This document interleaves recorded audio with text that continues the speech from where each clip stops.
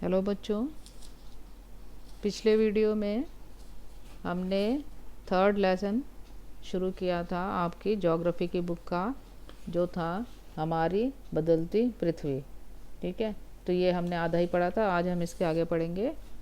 तो इससे पहले हमने ये पढ़ा था कि हमारी पृथ्वी जो है बहुत हजारों लाखों सालों से उसमें कुछ ना कुछ बदलाव आते रहे हैं। तो वो बदलाव किस वजह से आते हैं?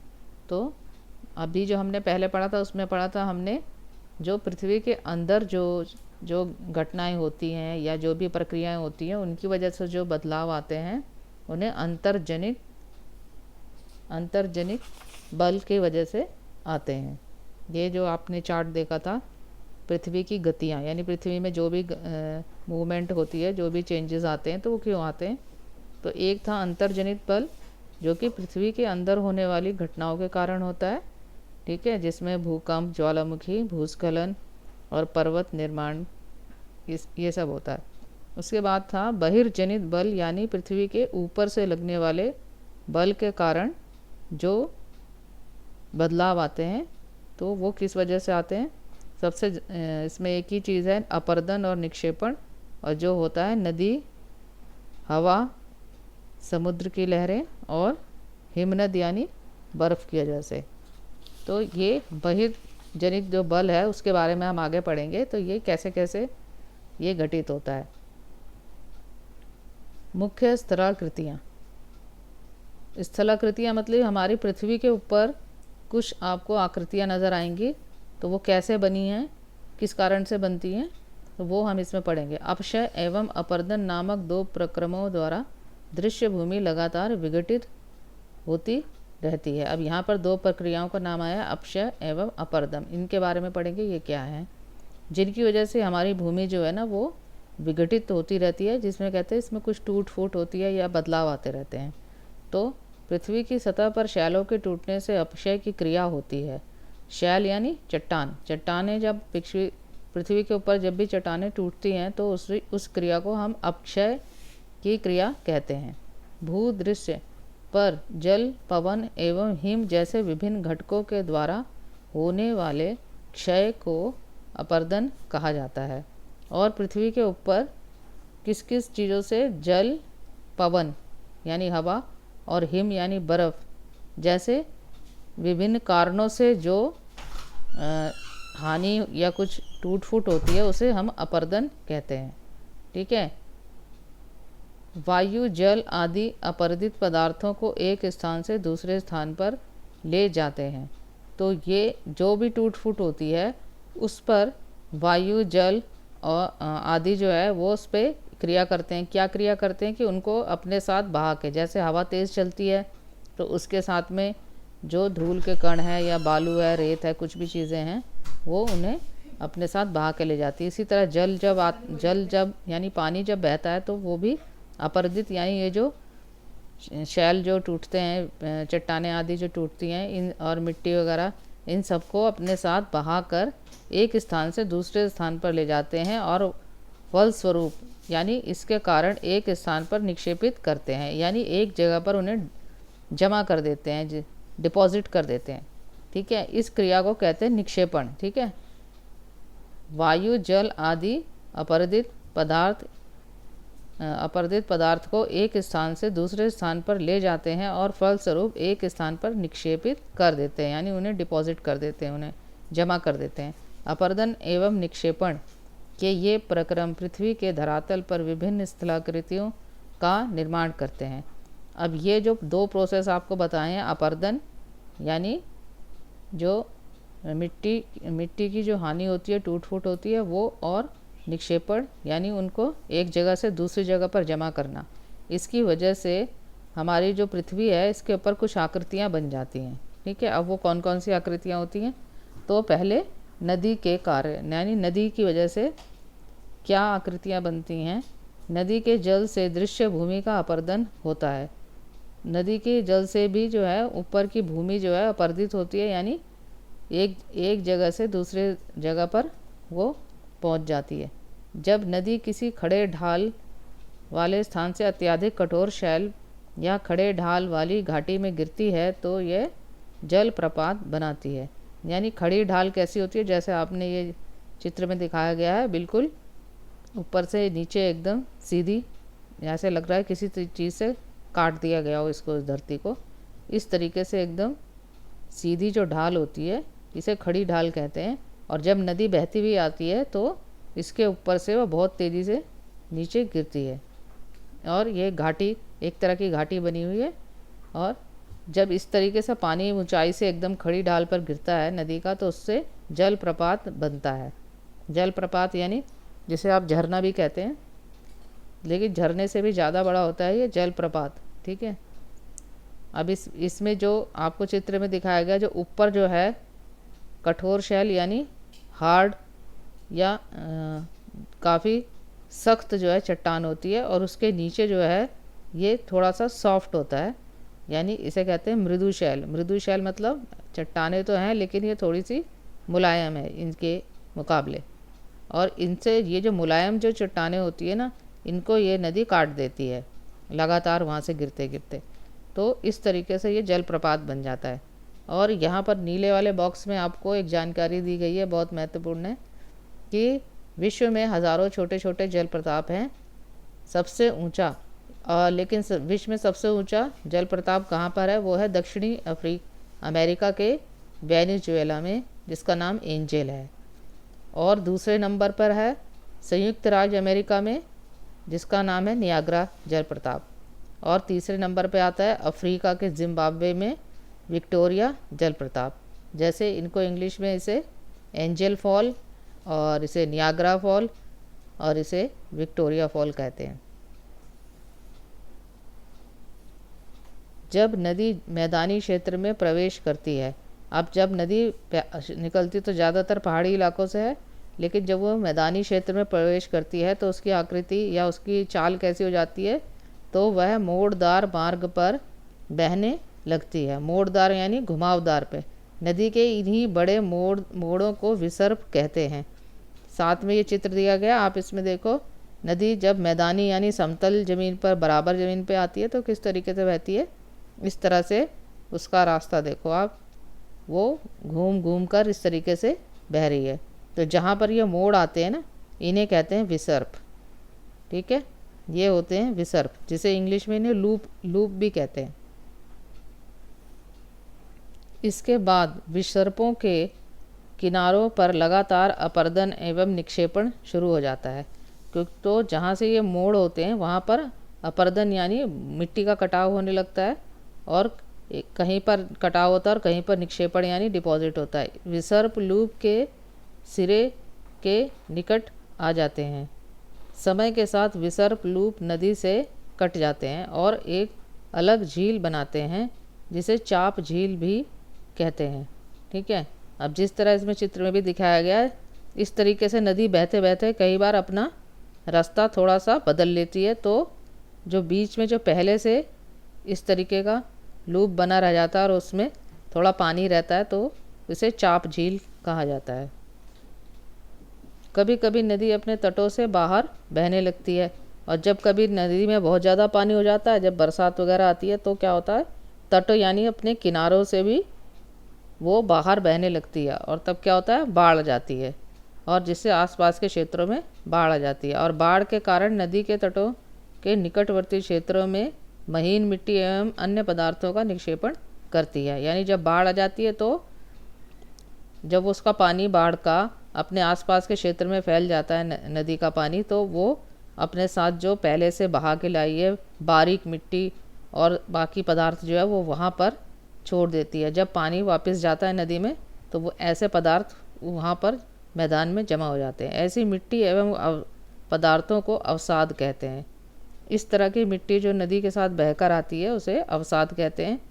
इससे समतल उपजाऊ बाढ़कृत मैदान का निर्माण होता है, और इससे क्या होता है, एक समतल मैदान बनता है और जिसे बाढ़कृत मैदान कहा जाता है। नदी के उत्थित तटों को तटबंध कहते हैं, और नदी के जो किनारे होते हैं उन्हें तटबंध कहते हैं। समुद्र तक पहुँचते पहुँचते नदी का प्रवाह धीमा हो जाता है तथा नदी अनेक धाराओं में विभाजित हो जाती है। जब भी नदी जो है समुद्र में गिरती है तो उससे पहले नदी की जो धारा है वो बहुत सारी छोटी छोटी धाराओं में विभाजित हो जाती है। जिस तरह इस चित्र में दिखाया गया, ये नदी आ रही है मुख्य नदी, और यहाँ पर समुद्र है।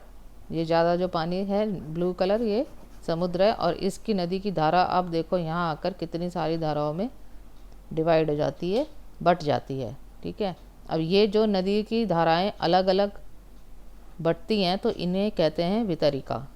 ये यहाँ पर लिखा हुआ है वितरिका।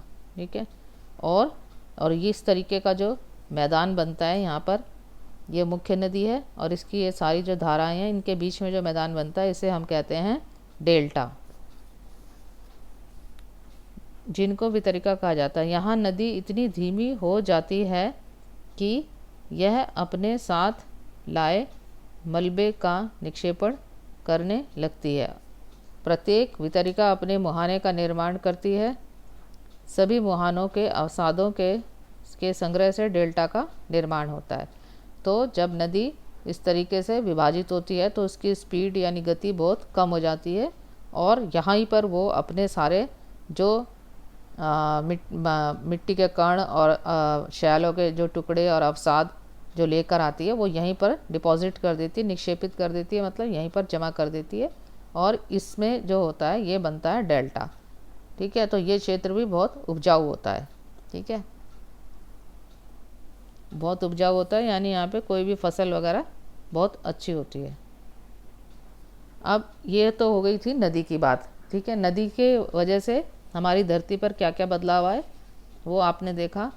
और एक तो बाढ़कृत मैदान इससे बनता है, और यहाँ पर आपने देखा कि विसर्प जो है उससे ये चापा झील बन गई है, ये साइड में इस तरीके की स्थलाकृतियाँ यानी इससे नदी के कारण बन जाती हैं।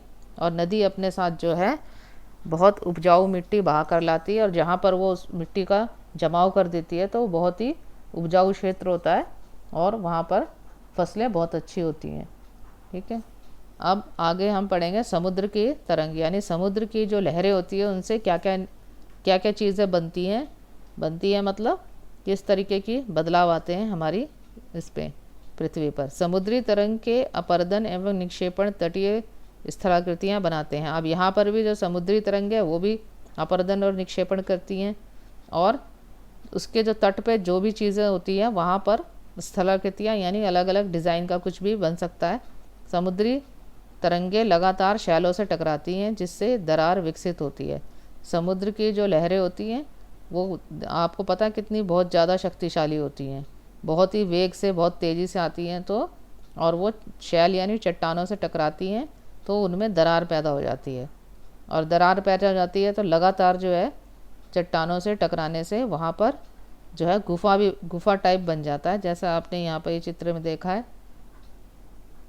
यहाँ पर आपको देखोगे कि ये इसे कहते हैं, ये बड़ी चट्टान है, इसमें बार बार पानी टकराता है तो यहाँ पर इस तरह एक गड्ढा होते होते गुफा का आकार ले लेता है।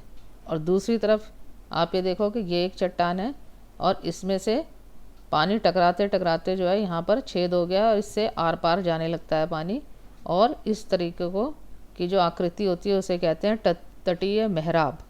ठीक है, और जब दो चट्टानों के बीच में दरार आ जाती है तो क्या होता है, ये जो समुद्र की जो लहरें हैं वो उससे टकराते टकराते एक समय ऐसा भी आता है कि वो दो टुकड़ों में बट जाता है, यानी ये पूरी तरह से कट जाता है, एक से दो टुकड़े हो जाते हैं इसके। और इस तरह की जो अलग से एक चट्टान आ जाती है इसको कहते हैं स्टैक। ठीक है, तो यही इसमें इसके साइड में यही लिखा हुआ है, जो इसको समुद्री दरार विकसित होती है, समय के साथ ये बड़ी और चौड़ी होती जाती है, इसको समुद्री गुफा कहते हैं। इन गुफाओं के बड़े होते जाने पर इनमें केवल छत ही बचती है जिसे तटीय मेहराब कहते हैं। लगातार अपरदन छत को भी तोड़ देता है और केवल दीवारें बचती हैं। दीवार जैसी इन आकृतियों को स्टैक कहते हैं। ये जो मैंने अभी आपको दिखाया था ये स्टैक है।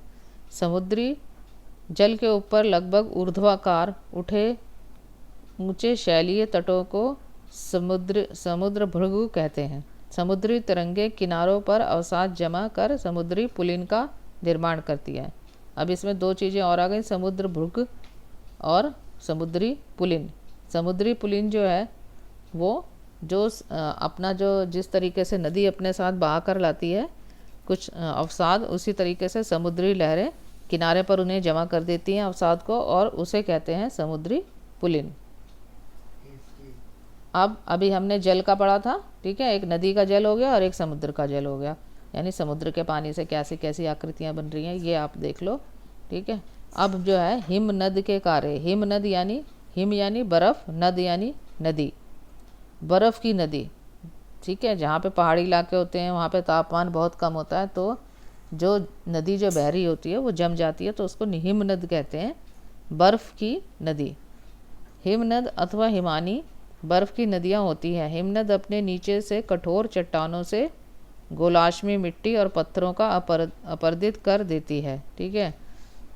तो ऊपर तो हिम यानी बर्फ़ जमी होती है, लेकिन नीचे उसके नीचे जो है वो पानी पिघला हुआ रहता है, तो वो वहाँ की जो कठोर चट्टानें और वहाँ की गोलाश्मी मिट्टी के पत्थरों को अपरदित कर देती है, यानी उनको छोटे टुकड़ों में तोड़ देती है, और गोलाश्मी मिट्टी तथा पत्थरों को भूदृश्य का अपरदन करती है। हिमनद गहरे गर्तों का निर्माण करते हैं। गर्त यानी खाई। पर्वतीय क्षेत्र में बर्फ़ पिघलने से उन गर्तों में जल भर जाता है, और जब बर्फ़ पिघलती है तो वो जो गर्त यानी वो जो गहराइयों में उन्होंने खाइयाँ सी बन जाती हैं, उनके अंदर जल भर जाता है और वे सुंदर झील बन जाते हैं, और वो जो है वहाँ पर झीलें बन जाती है। हिमनद के द्वारा लाए गए पदार्थ जैसे छोटे बड़े शैल, रेत एवं तलछट मिट्टी निक्षेपित करते हैं। जिस तरह नदियाँ जो है अपने साथ अवसाद लेकर आती हैं, इसी तरह हिमनद के द्वारा लाए गए पदार्थ जैसे कि छोटे बड़े शैल यानी चट्टानों के टुकड़े और रेत और तलछट मिट्टी निक्षेपित होते हैं। ये निक्षेप हिमनद हिमोड़ का निर्माण करते हैं, और इस तरीके से ये जो चीज़ें एक जगह जमा कर देती हैं ये हिमनद यानी बर्फ़ की नदी, तो उन्हें कहते हैं हिमोड़, ठीक है। जिस तरह हमने समुद्र में देखा था, समुद्र जो अपने की लहरें जो अपने साथ लाती हैं अवसाद, और वो समुद्र के तट पर उन्हें छोड़ देती हैं, जमा करती हैं, उन्हें कहते हैं समुद्री पुलिन, ठीक है। इसी तरह जो हिमनद जब यानी पहाड़ी इलाकों में जो बर्फ़ की नदियाँ बहती हैं उनसे जो निर्माण होते हैं या निक्षेप जो करती हैं उन्हें कहते हैं हिमोड़। अब हमने पढ़ लिया है जल यानी पानी की वजह से जो भी अपरदन या निक्षेपण होता है तो उनसे क्या क्या निर्माण होता है, क्या क्या बनता है, पृथ्वी पर कैसी कैसी आकृतियाँ बनती हैं। अब हम पढ़ेंगे हवा के बारे में, हवा से किस तरीके की बदलाव आते हैं। पवन के कार्य, यानी अब आप यहाँ पे बगल में देखिए ये किस चीज़ की आपको चित्र किसका दिख रहा है, ये रेत है। रेत कहाँ पर होती है, रेगिस्तान में। जो रेगिस्तान इलाके होते हैं वहाँ पर ये इस तरीके का रेतीले मैदान होते हैं, और यहाँ पर आंधियाँ भी बहुत चलती हैं। तो अब इसके बारे में पढ़ेंगे। यहाँ पर हवाएं क्या करती हैं। क्या आपने कभी रेगिस्तान देखा है? बालू टिब्बे के कुछ चित्र एकत्र करने का प्रयास कीजिए। बालू टिब्बे यानी बालू मतलब रेत, और टिब्बे मतलब उनके जो पहाड़ से बन जाते हैं, ढेर से बन जाते हैं, उसे कहते हैं टिब्बे। रेगिस्तान में पवन अपरदन एवं निक्षेपण का प्रमुख कारक है। तो रेगिस्तान में जो भी अपरदन या निक्षेपण यानी टूट फूट होती है या उनको एक जगह से दूसरी जगह ले जाया जाता है, तो वो उसका कारण होता है पवन यानी हवा। रेगिस्तान में आप छत्रक के आकार के शैल देख सकते हैं, ठीक है। छत्रक किस तरह का होता है, यानी ऊपर से वो चौड़े होते हैं और नीचे से पतले, जिन्हें सामान्यतः छत्रक शैल कहते हैं। पवन शैल के ऊपरी भाग की अपेक्षा निचले भाग को आसानी से काटती है, यानी पवन जो है नीचे के भाग को आसानी से काटती है। तो छत्रक एक मैं चित्र बना देती हूँ तो आप देखोगे इस तरीके का हो सकता है।